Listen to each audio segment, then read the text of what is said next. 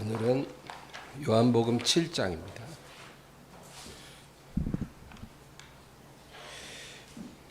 요한복음 7장 1절에서 9절.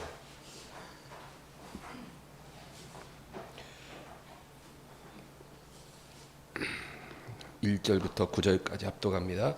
그 후에 예수께서 갈릴리에서 다니시고 유대에서 다니려 아니하심은 유대인들이 죽이려 함이로라. 유대인의 명절인 초막절이 가까운지라. 그 형제들이 예수께 이르되 당신이 행하는 일을 제자들도 보게 여기를 떠나 유대로 가소서. 스스로 나타나기를 구하면서 묻혀서 일하는 사람이 없나니 이 일을 자신을 세상에 나타내소서 하니 이는 그 형제들까지도 예수를 믿지 아니함이로라. 예수께서 이르시되 내 때는 아직 이르지 아니하였거니와 너희 때는 늘 준비되어 있느니라.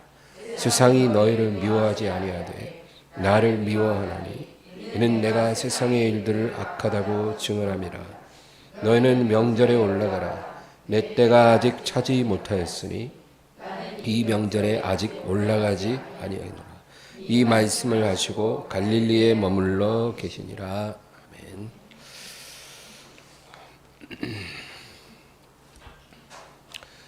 이스라엘의 초대 왕 사울이라는 사람이 있습니다.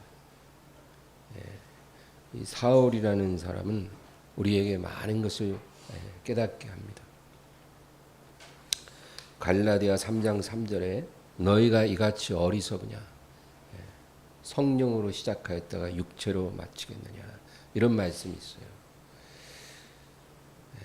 이 세상에서 가장 어리석고 불행한 사람이 성령으로 시작해서 육체로 마친 사람. 아예 처음에 성령이 있음도 모르고 그렇게 살다가 죽으면 차라리 더 억울한데 성령으로 시작했는데 육체로 마친 사람이 제일 불쌍한 사람. 그러니까 성령 받고 지옥 간 사람을 말합니다. 성령 받고 지옥 갈 수 있나요? 있어요. 사울이 그랬습니다. 사울 왕은 하나님의 선택을 받고 왕이 되었어요. 그리고 성령도 받았습니다. 그러면 이 사람은 당연히 하나님 앞에 쓰임받는 인생을 살도록 예정된 사람인 거예요. 아주 특별한 사람입니다. 그런데 하나님이 계획한 삶을 살지 못했어요. 그리고 아주 비참하게 삶을 마쳤습니다. 그래서 우리가 사울 왕을 통해서 많은 교훈을 얻어야 해요. 사람의 의지와 선택에 의해서 하나님의 계획은 변경될 수 있습니다. 오늘 우리가 생각할 주제가 그거예요. 우리의 선택에 따라 하나님의 계획은 변경될 수 있습니다. 좋은 방향으로 변경될 수도 있고 좋지 않은 방향으로 변경될 수 있습니다. 하나님의 계획이라고 해서 뭐 영원 불변한 게 아니에요. 변경됩니다. 요나 시대의 느느웨 사람들은 좋은 방향으로 하나님의 계획이 변경된 사람 케이스예요. 원래 그때 다 망해야 되는데 그때 안 망하고 400년 이상 흐른 후에 니느웨는 멸망했습니다. 그러니까 하나님의 계획이 변경된 거예요. 좋은 방향. 반대로 출애굽한 이스라엘 백성들, 그들은 안 좋은 방향으로 하나님의 계획이 변경된 케이스. 원래 출애굽을 해서 홍해를 건너 한 2년 정도 광야길을 가다가 요단강을 건너는 게 하나님의 계획이었어요. 근데 그렇게 되지 않았습니다. 요단강 앞까지 다 갔다가 다시 돌이켰어요. 그래서 38년을 광야에서 계속 뺑뺑이 돌다가 그리고 결국 못 들어간 케이스예요. 들어간 게 아니라 못 들어갔어요. 출애굽 세대가 다 광야에서 매장될 때까지 40년을 허비하고 결국은 못 들어가고 그 자녀들만 이제 들어갔죠. 아주 나쁜 케이스입니다. 사울 왕도 마찬가지로 나쁜 케이스예요. 사울 왕도 하나님이 계획한 대로 살지 못했어요. 결국은 뭐 성령 떠나고 악령이 들어와서 괴로워하다가 나중에는 무당을 찾아가서 자기 운명을 물어보고 그리고 결국 비참하게 죽었어요. 목이 잘려서 목은 어디로 갔는지 모르겠고 몸만 벳산 성벽에 못 박혔어요. 그렇게 왕이 아주 비참한 최후를 맞이하게 된 것입니다. 오늘 우리가 읽은 본문 3절에서 5절까지 다시 한번 보겠습니다. 그 형제들이 예수께 이르되 당신이 행하는 일을 제자들도 보게 여기를 떠나 유대로 가소서. 스스로 나타나기를 구하면서 묻혀서 일하는 사람이 없나니 이 일을 행하려 하거든 자신을 세상에 나타내소서 하니 이는 그 형제들까지도 예수를 믿지 아니함이로라. 예수님은 유대 명절 때는 유대 예루살렘으로 가셨지만 그 외에는 늘 갈릴리 지방에서 활동하셨어요. 그러니까 형제들뿐만 아니라 모든 사람이 다 똑같은 생각을 하는 거예요. 이 양반이 왕으로 오셨다고 하시면서 왜 서울 가서 일 안 하고 지방에만 계시냐? 왕으로 오셨으면 서울에 올라가서 많은 사람 앞에 설교하고 또 병자도 고치고 그래야 추종자들이 막 많아지고 그래서 목표를 이룰 수가 있을 텐데 왜 서울에 안 가고 지방에만 계시나? 근데 여러분 예수님은 사람들이 예상했던 대로 행하지 않으셨어요. 사람들이 바라는 대로 행동하지 않으셨습니다. 예수님의 행동을 결정하는 분은 사람들이 아니었어요. 예수님 자신도 아니었어요. 아버지예요. 아버지가 예수님의 모든 행동을 다 결정하셨다. 그래서 예수님은 철저하게 아버지의 뜻으로 행하셨어요. 예수님이 40일을 줄이셨어요. 금식을 하고. 진짜 너무 허기진 상태인데 예수님은 얼마든지 돌을 떡으로 바꾸실 수가 있었어요. 충분히. 그런데 그렇게 하지 않으셨어요. 왜냐하면 그런 식으로 떡이 공급되어서는 안 되거든요. 지금 떡이 필요한 것은 분명한데 그 필요한 떡이 어떤 방식으로 공급되어지느냐도 예수님은 철저하게 자기 뜻대로 하지 않고 또 마귀가 부추기는 방향으로 하지 않고 하나님 아버지의 뜻 안에서 그것을 공급받으시려고 했어요. 그러니까 그런 아주 작은 부분까지도 하나님 뜻대로 행하셨다 그 말이에요. 예수님은 사람들에 의해 왕이 되실 수도 있었어요. 얼마든지. 왜냐하면 예수님이 막 오병이어의 기적을 행하고 막 수많은 사람을 고치고 죽은 자도 살리고 하니까 예수님을 왕으로 삼으려고 했거든요. 얼마든지 사람들에 의해 요즘 정치하려면 지지율이 중요하잖아요. 압도적인 지지율로 예수님은 왕이 되실 수 있었어요. 그런데 그렇게 하지 않았어요. 왜? 아버지에 의해 그 왕권을 받으실 때까지 어떤 왕자도 예수님은 받아서는 안 되거든요. 오직 아버지가 예수님을 일으키셔서 그 왕권을 주실 때까지 예수님은 어떤 왕이 돼서도 안 되는 거예요. 여러분 예수님이 왕권을 받아서 오실 날이 가까워오고 있어요. 우리는 다 그날을 기다리는 사람들입니다. 여러분 그걸 믿으세요? 예수님이 먼 나라로 갔다가 돌아온 귀인처럼 아버지로부터 왕권을 받아서 천군 천사와 함께 다시 오십니다. 우리는 그날을 기다리는 사람들이에요. 우리는 그 나라에 들어가기를 소망합니다. 그래서 그때까지 예수님은 절대로 사람들에게 옹립되는 왕이 될 수가 없는 거죠. 여러분 우리는 어떻게 살고 있나요? 우리는 하나님이 주시는 축복을 기다리지 않고 수단 방법 안 가리고 우리의 이익을 추구하며 살지 않나요? 그러면서도 뭔가를 내가 얻으면 그게 하나님의 축복이라고 그렇게 말합니다. 우리의 사는 모습은 예수님과 달라요.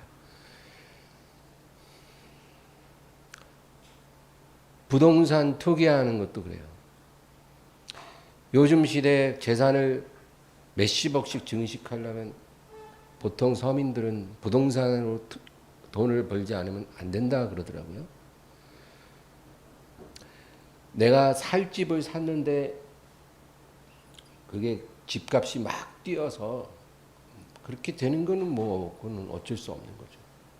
그러나 철저하게 투기를 목적으로 땅을 사고 집을 사서 오르면 팔고 또 그 돈으로 또 사서 또 오르면 팔고 이렇게 해서 재산을 증식하는데 그러고는 하나님이 나를 축복해 주셔서 내가 돈을 많이 모았다는 거죠. 여러분 하나님은 부동산 투기를 기뻐하지 않습니다.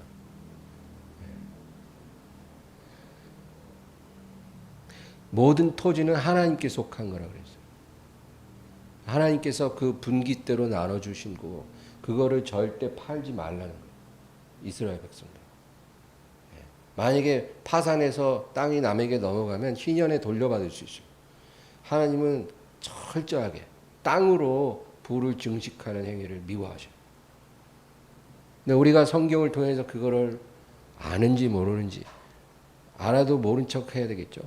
돈을 벌어야 되니까. 그런 모습들이 있다 그것입니다. 예수님은 아버지가 정하신 목적에만 충성하는 삶을 사셨어요. 그게 예수님의 삶이었어요. 철저하게 아버지가 정하시는 목적 그것만 바라보며 그것만 향해 달려가는 삶. 예수님은 세월을 허비하시지 않았습니다. 그래서 마귀는 단 한 번도 예수님을 이겨보지 못했어요. 마귀가 예수님을 이겨먹으려고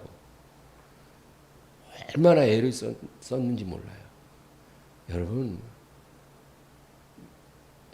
말씀이 육신이 되신 하나님의 아들도 마귀의 시험을 받으셨어요. 평생 동안.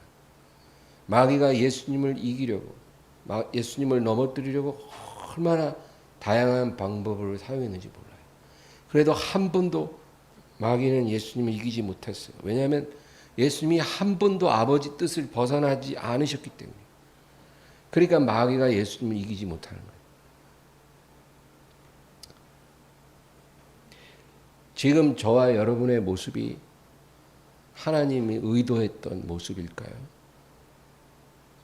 저와 여러분을 하나님이 부르셨을 때 우리에게 의도한 모습이 있었을 거예요. 그 모습으로 우리가 지금 살고 있을까요? 아마 아닐 것입니다. 왜냐하면 우리는 예수님처럼 아버지 뜻에 온전히 순종하지 않았기 때문입니다. 그래서 하나님의 계획은 수없이 변경됐어요. 그걸 우리가 알아야 돼요. 지금의 내 모습은 처음에 하나님이 나에게 의도한 모습이 아니라는 거예요. 수없이 하나님의 계획이 변경되는 거예요. 마치 우리가 운전을 하는데 이제 어느 목적지를 가려고 내비게이션에 이제 목적지 설정을 딱 했어요. 그럼 내비게이션이 이제 뭐 안내를 합니다. 목적지까지 40km입니다. 근데 40km 목적지를 향해 가는 거예요. 근데 우리가 자꾸 딴짓하고 뭐 주의가 딴 데로 가가지고 안내하는 대로 안 가고 엉뚱한 길로 가면 어떻게 돼요? 내비게이션이 현 위치에서 목적지를 재설정합니다. 막 이러잖아요. 그래갖고 잘못 들어선 그 자리에서 재설정을 해요. 그러면 시간이 좀 더 늘어나요. 키로수가 더 늘어나요. 그러고다 우리가 또 계속 목적지를 놓치면 그 위치에서 또 재설정하고 또 재설정하고 이래서 수도 없이 목적지를 재설정해서 결국은 40km면 갈 수 있는 거리를 뭐 60km, 80km 이렇게 달려서 도착을 하게 되는 것과 마찬가지고요. 우리가 온전히 순종했으면 벌써 어떤 모습으로 살아가야 되는데 그러지 않으니까 많은 시간이 지체되고 계획이 변경됐다 그 얘기입니다. 어쩌면 끝내 목적지에 도착하지 못하고 삶의 끝이 올 수도 있어요. 우리 히브리서 3장 한번 보겠습니다. 히브리서 3장 1절과 2절.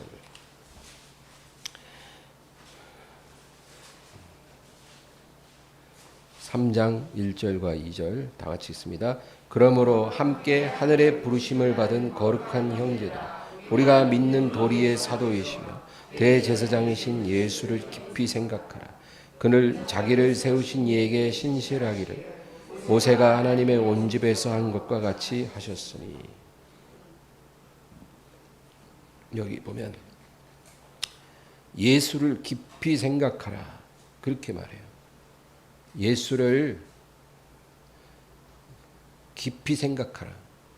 그리고 그는 자기를 세우신 이에게 신실하기를 그렇게 말합니다. 신실하다. 영어로는 faithful이에요. 얘는 충성스럽다. 그런 뜻이기도 합니다. 충성되다. 그러니까 예수님은 자기를 세우신 이에게 충성되셨어요. 임명을 받은 자가 임명권자에게 충성하듯이 그냥 자기 열심으로 사방팔방 뛰어다니는 게 아니라 자기를 세우신 이의 뜻에 절대적으로 자기를 맞추는 거예요. 그게 충성이에요. 그냥 뭐 열심만 있다고 충성스럽다고 말하는 게 아니에요. 자기를 임명한 자의 뜻에 자기를 온전히 맞추는 거. 죽기까지 그분의 뜻에 자기를 맞추는 거예요. 그게 충성이죠. 여러분, 우리의 임명권자는 예수님이에요. 예수님이 우리를 세우셨습니다. 저도 그렇고 여러분도 그렇고. 그리스도의 교회는 오직 한 분의 스승만 있어요. 한 분의 왕만 계셔요. 누구도 그걸 대체할 수 없어요. 우리의 아버지도 한 분이고 주도 왕도 목자도 한 분이에요. 캐톨릭에서는 신부님을 아버지라고 그러잖아요. 아주 잘못된 거예요. 하나님 외에 아무도 아버지라고 부르면 안 돼요. 물론 육의 아버지는 아버지 당연히 부를 수 있지만 그 외에 우리는 하나님만 아버지라고 부르는 거예요. 우리의 임명권자는 오직 예수님입니다. 우리는 우리를 세우신 이의 뜻을 알기 위해 얼마나 노력하고 있습니까? 우리가 충성을 하려면 그 우리를 부르신 이의 뜻을 알아야 되잖아요. 뜻을 알아야 뭐 충성을 하든지 말든지 할 거예요. 그러면 그분의 뜻을 알기 위해 우리는 얼마나 애쓰고 있는가? 게으르지 않아야 돼요. 부지런하게 말씀의 앞에 나아가야 되고 기도의 자리에 나아가야 돼요. 그게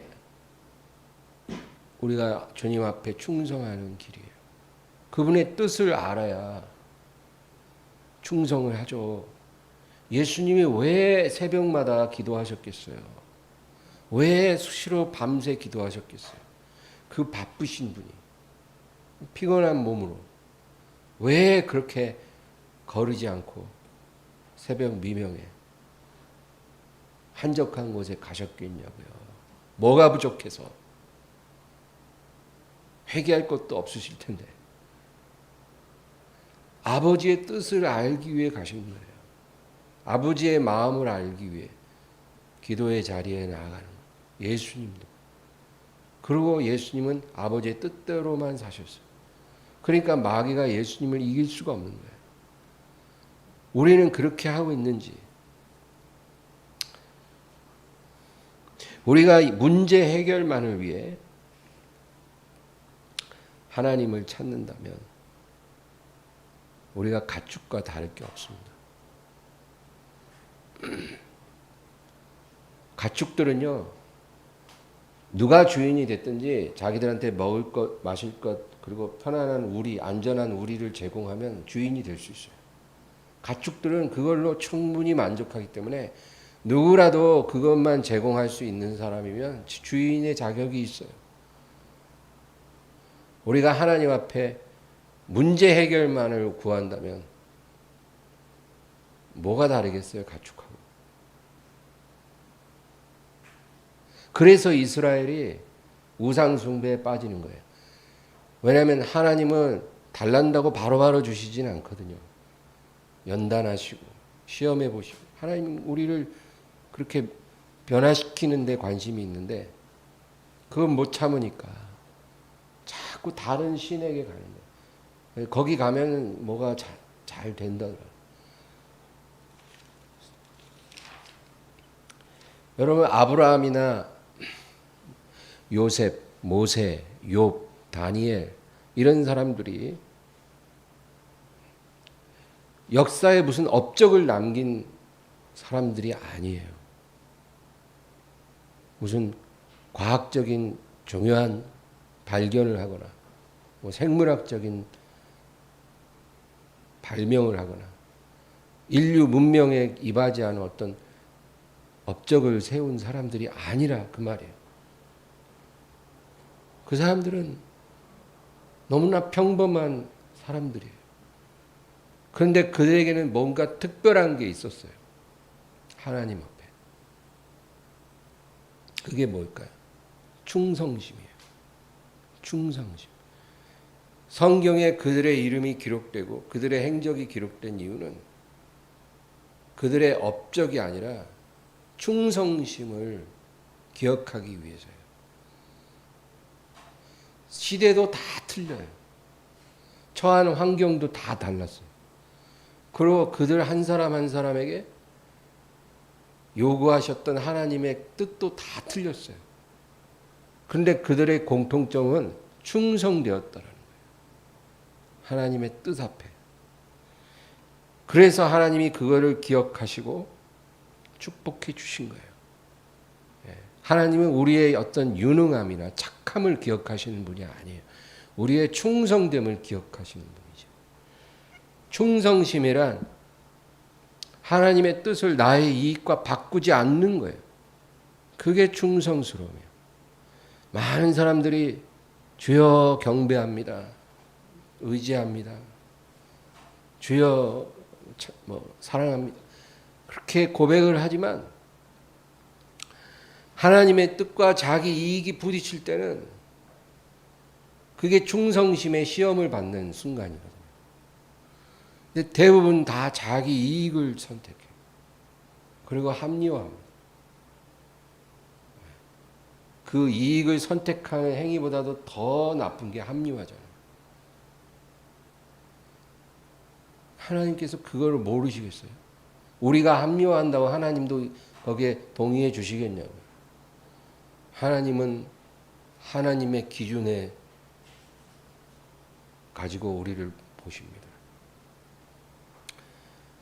그러니까 충성심에서 우리가 성경에 나오는 인물들과 차이가 있는 거예요. 충성심이란 하나님의 뜻을 나의 안전과 바꾸지 않는 거예요. 조금만 위험하다 싶으면 뒤로 물러나는 사람. 그런 충성스럽지 않은 거예요. 하나님의 뜻을 나의 행복과 바꾸지 않는 거예요. 이런 사람이 하나님 앞에 충성된 사람이다 그 얘기예요. 여러분 노아를 보세요. 노아는 하나님의 뜻 그게 뭐겠어요? 노아에게 향한 하나님의 뜻은 방주를 만드는 거예요. 거대한 배를 만들라는 거예요. 하나님이. 그 배를 만들기 위해 자기의 일생을 다 바쳤어요. 노아도 자기 나름의 계획이 왜 없었겠어요? 자기 직업도 있었을 거고, 그렇죠? 자기 삶의 계획이 있었을 거예요. 자기 노후에 어떻게 살아야 되겠다는 그런 계획도 있었을 거예요. 그리고 삼형제 아들에 대한 계획도 있을 거예요. 아버지로서. 그러나 하나님의 뜻을 이루기 위해서 그 모든 것을 다 거기에다 바쳤어요. 그게 충성심이에요. 아브라함은 100세에 낳은 외아들을 하나님께 바쳤어요. 왜? 하나님의 뜻이기 때문에. 그래서 하나님이 아브라함을 인정해 주신 거예요. 모세는 하나님의 뜻을 따라 왕자의 신분을 버렸어요. 그게 쉽겠어요, 여러분? 모세가 그렇게 했다는 거예요. 욥은 하나님의 뜻을 위해 원망하지 않았어요. 이것도 충성스러움이에요. 내게 어떤 재앙이 다가오고 불행이 다가왔는데 그때 성령께서 낙심하지 말고 원망하지 말고 하나님께 감사해라. 그런 마음을 주시는 거예요.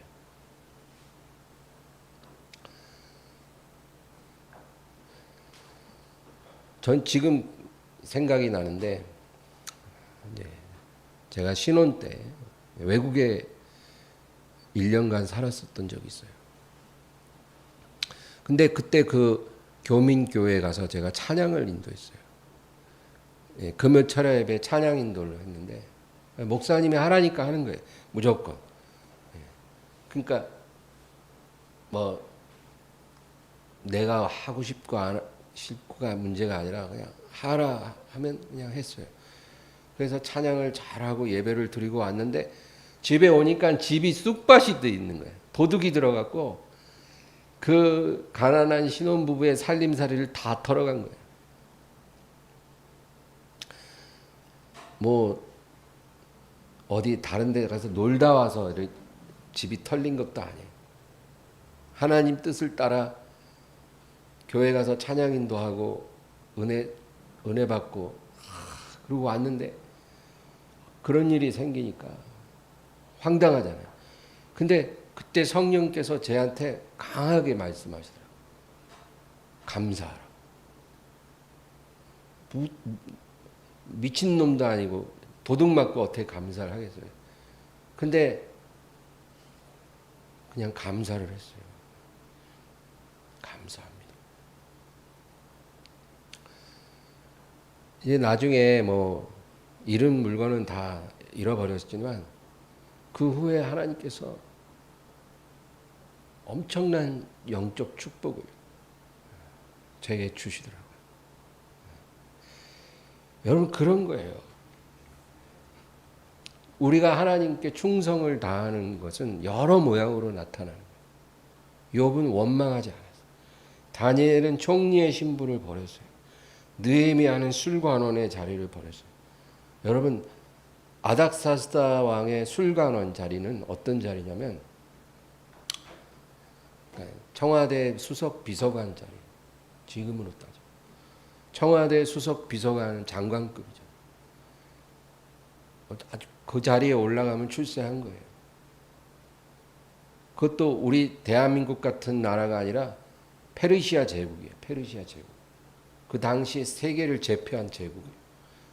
그 제국의 황제의 술관원 어마어마한 거죠. 또 이방인 신분으로. 근데 하나님께서 느헤미야의 마음에 고통을 주셨어요. 자기 동족이 고통을 받고 예루살렘이 완전히 황무해졌고 원수에게 짓밟히고 있다. 근데 그 소식을 듣는 날부터 잠을 못 자요. 그래 기도하니까 하나님이 자기에게 분명한 뜻을 주신 거예요. 이 일을 해결할 자가 너다. 그래서 왕에게 나아가서 나를 유다의 총독으로 보내주소서. 여러분, 청와대 수석 비서관이 대통령한테 저를 해남 군수로 좀 보내주십시오. 그렇게 말하는 것과 같은 거예요. 그게 느헤미야예요. 에스더는 왕후의 자리를 버렸어요. 죽으면 죽으리다. 바울은 나의 생명을 조금도 귀한 것으로 여기지 아니하노라. 내가 가는 이 길에 많은 환난과 결박이 있을 것을 성령이 알려주셨으나 나는 그리스도의 복음을 전함에 있어서 내 생명을 조금도 귀한 것으로 여기지 아니하노라. 잡힐 거 알면서도 예루살렘으로 간 거예요. 충성이라는 것은 내가 하나님을 통해 무엇을 받느냐의 문제가 아니고 내가 하나님의 뜻을 이루기 위해 무엇을 버릴 수 있느냐의 문제예요. 하나님께 달라는 사람은 널렸지만 하나님의 뜻을 위해 버릴 수 있는 사람이 얼마나 있을까요, 여러분? 그러니까 예수님이 내가 이 땅에 다시 올 때 믿음을 보겠느냐. 그 믿음이 그냥 우리 입으로만 하는 그런 믿음이 아닌 거예요. 충성된 사람을 볼 수 있겠느냐 그거예요. 내 이름을 위해, 내 뜻을 위해, 내 나라를 위해 무엇을 버릴 수 있는 사람을 내가 얼마나 만날 수 있겠느냐.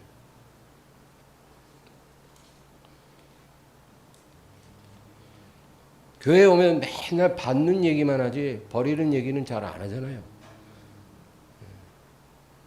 그래서 그런지 요즘에 버리는 성도를 만나기가 어려워요. 하나님은 종종 우리를 벼랑 끝으로 이끌어 가십니다. 벼랑 끝에 우리를 세우고 뛰어내리라는 거예요. 우리가 내 스스로 벼랑 끝에 가는 것은 하나님을 시험하는 일이에요. 그러지 말아야죠. 그러나 불가항력적으로 내 인생의 벼랑 끝에 하나님이 나를 이끌어 가실 때는 그건 뭐냐면 거기서 하나님을 신뢰하고 뛰어내리라는 거예요. 살아남으려고 하지 말고 하나님께 운명을 맡기라. 우리의 충성심은 벼랑 끝에서 드러나는 겁니다. 그래서 하나님이 우리를 벼랑 끝에 세우는 거예요. 우리를 시험해 보는 거예요. 얼마나 충성스러운지. 사드락과 메삭과 아벳느고. 저는 이 세 사람이 너무 좋아요. 이들은 벼랑 끝에서 살 길을 찾지 않고 하나님께 운명을 맡긴 사람들이에요. 왕이 금신상을 두라평지에서 세웠을 때 이미 그들은 자기들의 벼랑 끝으로 가고 있다는 걸 알았어요. 이제 어떤 일이 일어나게 될지 짐작하는 거예요. 그리고 이제 우리들의 삶에 운명적인 벼랑 끝에 우리가 서게 될 것이고 우리는 우리의 운명을 선택해야 하리라. 이스라엘 백성처럼 애굽으로 돌아가자 이렇게 선택하든지 아니면 그냥 뛰어내리든지. 그들이 풀무불에 들어간 건 자살하는 게 아니고 하나님 품 안에 뛰어드는 거예요. 자기 운명을 하나님께 맡기는 거예요. 자기가 스스로 구해보려고 발버둥 치는 게 아니고 하나님 품에 뛰어드는 거예요. 이스라엘 백성들은 40년 동안 단 한 번도 이 충성심 테스트에 통과하지 못했습니다. 그들은 벼랑 끝에만 가면 하나님을 원망했어요. 그리고 애굽으로 돌아가자. 양식이 떨어졌을 때, 물이 떨어졌을 때, 강한 대적을 만나게 됐을 때 그들은 늘 애굽으로 돌아가자 그랬어요. 충성스럽지 않은 거예요. 모든 것이 형통할 때는 막 찬양하고 속어치고 나팔 불고 막 하나님을 기뻐하지만 조금만 어려움이 오고 벼랑 끝에 세워지면 바로 하나님을 원망하고 모세를 원망하고 우리가 애굽에 살았어야 되는데 왜 여기까지 왔는지 후회스럽다는. 하나님을 찬양했으면 어떤 일이 일어났을까요? 우리가 지금까지 하나님 앞에 충성스럽지 않았으면 여러분 이제부터라도 돌이키면 됩니다. 우리는 예수님같이 완전 무결한 존재는 결코 될 수가 없기 때문에 이제부터라도 하나님 앞에 충성스럽게 살아야 돼요. 오늘 본문에서 제가 왜 이 얘기를 하냐면 예수님은 끝까지 아버지 뜻에만 충성했거든요. 왜 예루살렘에 안 가십니까? 성공하기를 원하시면서 그렇게 사람들이 예수님을 막 부추겨도 예수님은 요지부동 아버지 뜻에 머물기를 원하셨어요. 우리도 그렇게 돼야 된다 그 얘기예요. 그게 충성심이에요. 하나님의 앞에서 그를 세우신 이에게 온전히 충성하셨다는 말씀처럼 우리도 그래야 된다. 여러분 7 귀신이 들렸던 막달라 마리아는 예수님을 만나기 전에는 아주 비참한 사람이었어요. 그의 인생은 처참하기 그지없었어요. 그는 회복 불가능한 그런 인생을 사는 사람이에요.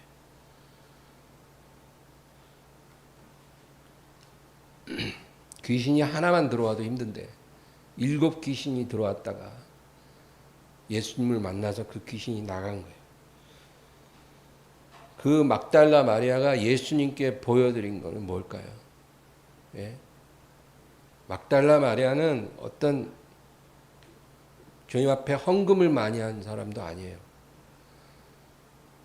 재능을 드릴 수 있었던 것도 아니에요. 이 막달라 마리아가 주님께 보여드린 것은 충성심. 마리아의 충성심은 예수님 곁을 떠나지 않는 거예요. 그녀가 예수님께 보여드릴 수 있는 충성은 오직 그거 하나밖에 없었어요. 예수님 옆을 떠나지 아니하려. 그래서 예수님 옆에 늘 여자들 이거 뒤집어 쓰고 이렇게 가잖아요. 예수님 옆을 떠나지 않고 따라다니는 거예요.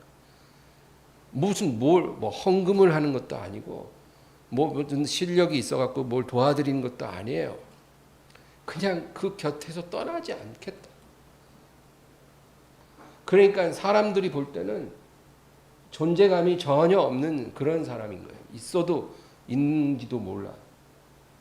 잠시 없어져도 없어졌는지도 몰라. 사람들에겐 존재감이 없으나 하나님 앞에서는 그게 충성된 사람이에요. 그는 예수님이 십자가에 못 박혔을 때 그 옆에 머물렀어요. 제자들은 다 도망가는 거예요. 그 옆에 있었어요. 이제 뭐 예수님으로부터 받을 수 있는 게 아무것도 없는 상황인데도. 그리고 예수님이 운명하시고 무덤에 들어갔는데도 이튿날 새벽에 무덤 앞에 와서 울었어요. 돌아가신 후에도 예수님을 떠나지 못하는 거예요. 내가 있어야 할 곳은 여기라는 거예요.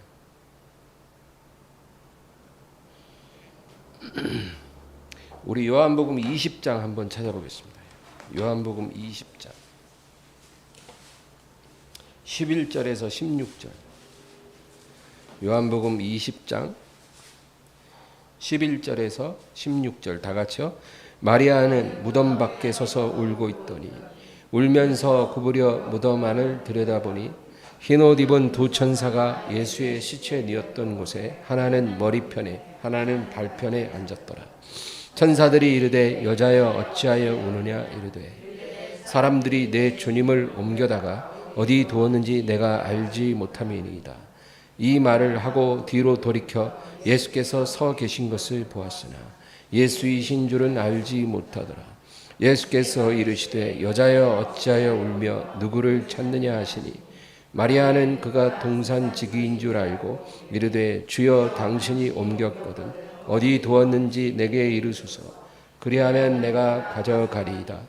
예수께서 마리아야 하시거늘 마리아가 돌이켜 히브리 말로 라보니 하니 이는 선생님이라는 말이라. 15절에 보면 이 마리아가 울고 있어요. 근데 예수님이 마리아의 뒤에 나타나신 거예요.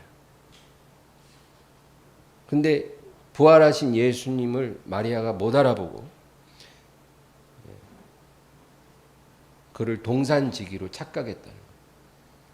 근데 예수님이 마리아에게 여자여 어찌하여 울며 누구를 찾느냐, 동산지기인 줄 알고 주여 당신이 그 시신을 옮겼으면 어디 두었는지 내게 말해 주소서. 내가 가져가리이다.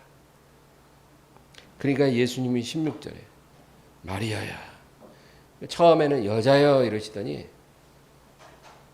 그 시신이라도 저에게 주세요. 제가 가져가려고요. 그 어디다 두었는지 제게 말해 주세요. 그리고 울고 있는 이 마리아에게 예수님이 마리아야 그렇게 이름을 불러주시는 거예요.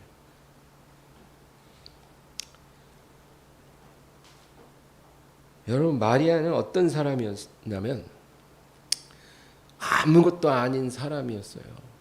네, 진짜로. 뭐 변변하게 예수님께 해드린 것도 없는 사람이고 고상한 여인도 아니었어요. 근데 그는 예수님을 사랑했어요. 그리고 그분에게 충성을 다했어요. 그가 할 수 있는 영역 안에서. 예수님이 마리아를 얼마나 사랑했으면 마리아야 했겠어요. 부활하시고 제일 먼저 만나주신 사람이 이 마리아예요. 그리고 그 이름을 불러주셨다. 우리가 이런 것을 사모해야 돼요. 세상에서 성공하고 싶다. 하나님 자녀가 이런 마음으로 자기를 채우고 살면 안 돼요. 하나님이 우리에게 성공을 주실 수도 있지만 그런 욕망이 우리를 채우면 안 되고 이런 마리아와 같은 사람이 되고 싶다. 이 마음이 우리를 채워야 돼요. 여러분, 예수님이 이제 다시 오실 텐데 누구를 제일 먼저 부르실까요? 어떤 사람을 제일 먼저 찾아오셔서 그 이름을 불러주실까요? 목사? 목사들부터 먼저 불러주실까요? 장로? 권사? 아니겠죠. 충성된 사람이에요. 부활하신 예수님이 제일 먼저 찾아오셔서 이름을 불러주시니까 베드로도 아니고 요한도 아니고 향유를 부어드리는 베다니의 마리아도 아니고 막달라 마리아였다라는 사실. 이 마리아는 다른 건 아무것도 없는데 충성된 마음 하나만 가진 사람이에요. 내가 예수님 옆을 떠나지 않아요. 그 사람을 제일 먼저 찾아오시고 이름 불러주시는 거예요. 여러분, 우리가 예수님을 기다릴 때 어떻게 기다려야 되느냐면 이런 충성스러운 마음으로 기다려야 돼요. 뭘 하리라, 뭘 해야 하긴. 우리가 헌금을 하면 얼마나 하며 봉사를 하면 얼마나 하겠어요. 충성스러움이 있어야 된다. 사드락과 메삭과 아벳느고의 충성심이든 욥의 충성심이든 느헤미야의 충성심이든 막달라 마리아의 충성심이든 우리가 드릴 수 있는 충성을 주님 앞에 드릴 수 있다면 우리는 진정한 위너예요. 인생의 승리자가 되고 싶으면 다른 방법 생각하지 말고 충성된 사람이 되리라. 이 충성심에서 주님을 감동시켜갖고 우리 이름을 불러주시기를 소망하기를 주의 이름으로 축원합니다. 오늘 말씀을 생각하면서 우리 간절히 기도하겠습니다. 주여, 주여, 주여.